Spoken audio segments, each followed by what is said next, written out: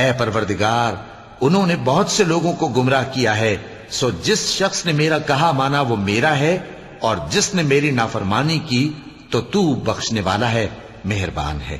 اے پروردگار میں نے اپنی اولاد ایک وادی میں جہاں کھیتی نہیں تیرے عزت و ادب والے گھر کے پاس لا بسائی ہے۔ اے پروردگار تاکہ یہ نماز پڑھیں سو تو لوگوں کے دلوں کو ایسا کر دے کہ ان کی طرف جھکے رہیں، اور ان کو میووں سے روزی دیتے رہنا تاکہ تیرا شکر کریں۔ اے پروردگار جو بات ہم چھپاتے اور جو ظاہر کرتے ہیں تو سب جانتا ہے، اور اللہ سے کوئی چیز مخفی نہیں، نہ زمین میں نہ آسمان میں۔ اللہ کا شکر ہے جس نے مجھ کو بڑی عمر میں اسماعیل اور اسحاق بخشے، بے شک میرا پروردگار دعا سننے والا ہے۔ اے پروردگار مجھ کو ایسی توفیق عنایت کر کہ نماز پڑھتا رہوں، اور میری اولاد کو بھی یہ توفیق بخش۔ اے پروردگار میری دعا قبول فرما۔